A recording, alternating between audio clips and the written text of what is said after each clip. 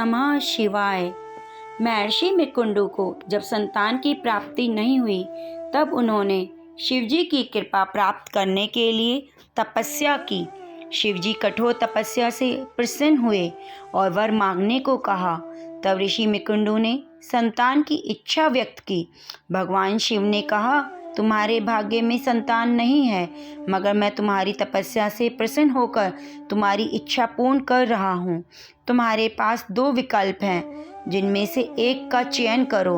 एक ऐसा पुत्र जो ज्ञानी होगा मगर 16 वर्ष की आयु तक जीवित रहेगा, या ऐसा पुत्र जो दीर्घायु होगा मगर अल्प ज्ञानी होगा। ऋषि ने अल्पायु मगर ज्ञानवान पुत्र का चयन किया। उस बालक का नाम मार्कंडेय रखा गया। तब बालक 16 वर्ष का हो गया। तब उसके माता पिता के अश्रु नहीं रुक रहे थे, क्योंकि उनका पुत्र अब उनसे छिन जाएगा। मार्कंडेय ने जानना चाहा कि ऐसा क्यों हो रहा है, जिसके कारण मेरे माता पिता व्यथित हैं। तब मार्कंडेय ने कहा कि पिताजी, आप क्यों व्यथित हैं? तब उन्होंने बताया कि तुम्हारी आयु पूर्ण हो गई है। मार्कंडेय वहाँ से उठा और नदी तट पर जाकर पार्थिव शिवलिंग का निर्माण कर अंतिम बार शिव पूजन करने ही जा रहा था कि यमराज का आगमन हो गया। तब यमराज ने मार्कंडेय को बांध लिया और उसे ले जाने लगे। उसी समय मार्कंडेय ने भगवान शिव की वंदना में एक स्तोत्र की रचना कर दी, जिसे चंद्रशेखर अष्टक के नाम से जाना जाता है। यह स्तोत्र इतना शक्तिशाली है कि इसका नित्य पाठ करने से हमें दीर्घायु प्राप्त होती है और मृत्यु भय नहीं रहता है।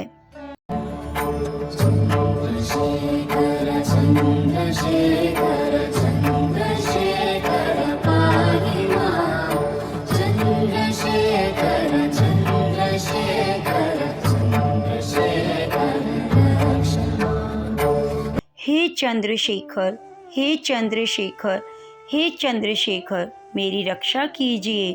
चंद्रशेखर, मेरी रक्षा कीजिए।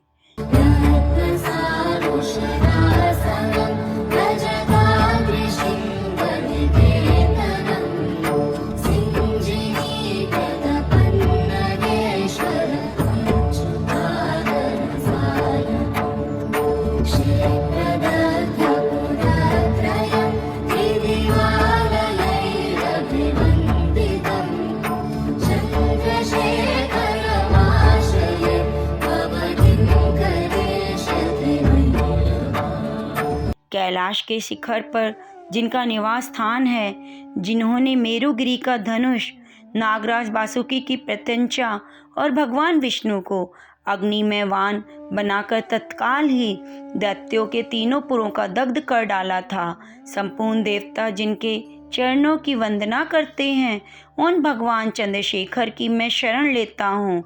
यमराज मेरा क्या करेगा?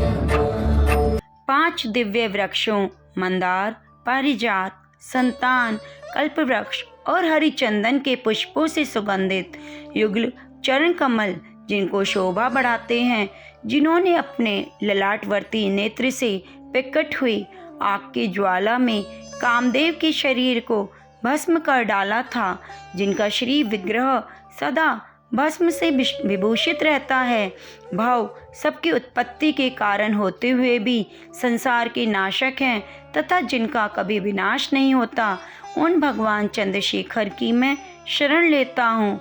यमराज मेरा क्या करेगा?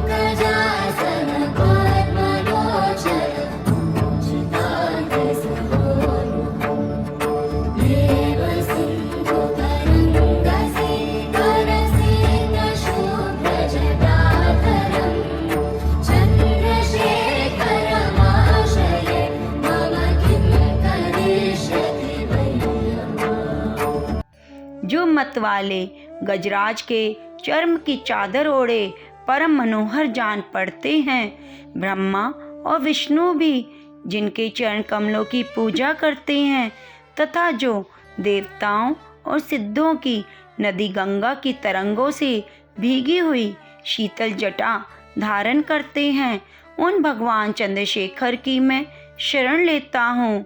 यमराज मेरा क्या करेगा?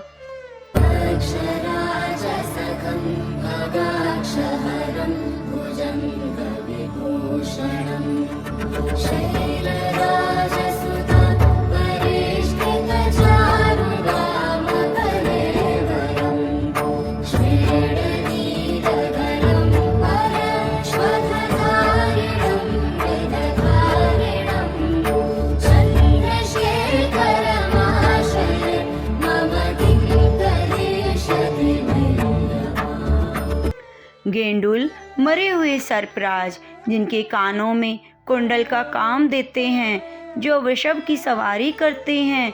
नारद आदि मुनीश्वर जिनके वैभव की स्तुति करते हैं, जो समस्त भुवनों के स्वामी, अंधकासुर का नाश करने वाले, आश्रित जनों के लिए कल्प वृक्ष के समान और यमराज को भी शांत करने वाले हैं, उन भगवान चंद्रशेखर की मैं शरण लेता हूँ। यमराज मेरा क्या करेगा?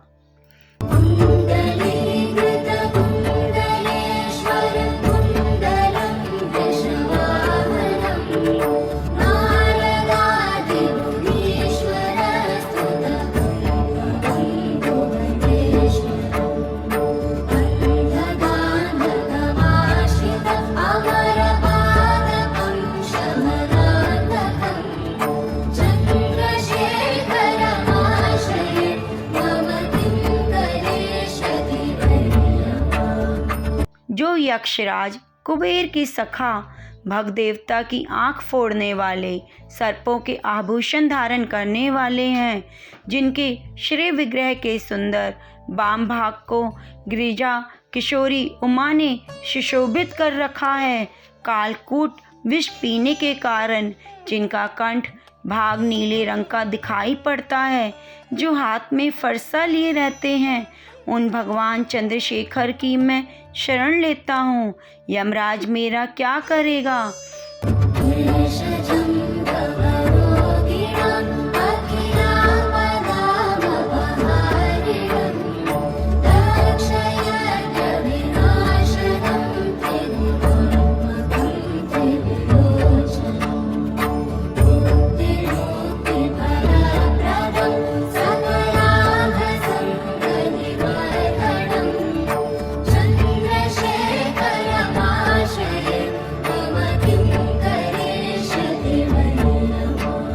जो जन्म मरण के रोग से ग्रस्त पुरुषों के लिए औषध रूप हैं, आपत्तियों का निवारण और दक्ष यज्ञ का विनाश करने वाले हैं। सत्व आदि तीनों गुण जिनके स्वरूप हैं, जो तीन नेत्र धारण करते हैं, भोग और मोक्ष रूपी फल देते हैं और संपूर्ण पाप राशि का संहार करते हैं, उन भगवान चंद्रशेखर की मैं शरण लेता हूँ। यमराज मेरा क्या करेगा?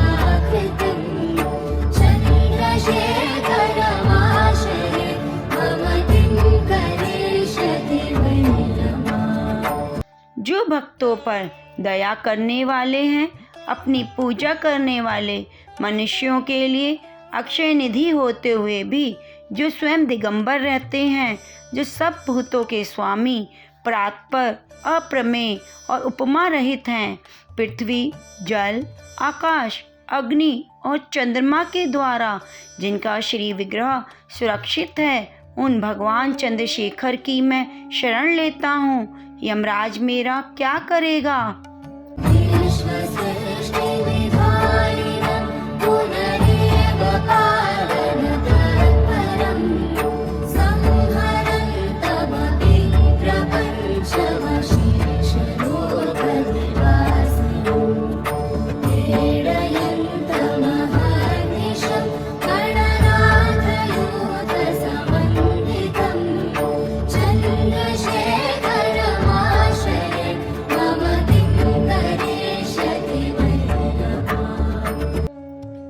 ब्रह्म रूप से संपूर्ण विश्व की सृष्टि करते हैं, फिर विष्णु रूप से सबके पालन में संलग्न रहते हैं और अंत में सारे प्रपंच का संहार करते हैं। संपूर्ण लोकों में जिनका निवास है और जो गणेश जी के पार्षदों से घिरकर दिन रात भांति भांति के खेल किया करते हैं, उन भगवान चंद्रशेखर की मैं शरण लेता हूँ। यमराज मेरा क्या करेगा? जो मनुष्य भय से पीड़ित होकर मार्कंडेय ऋषि के इस स्तोत्र का पाठ शिव के समीप या कहीं भी करता है, भगवान चंद्रशेखर उस मनुष्य को पूर्णायु, आरोग्य, प्रचुर धन और अंत में मुक्ति प्रदान करते हैं। बोलो शिव शंकर भगवान की जय।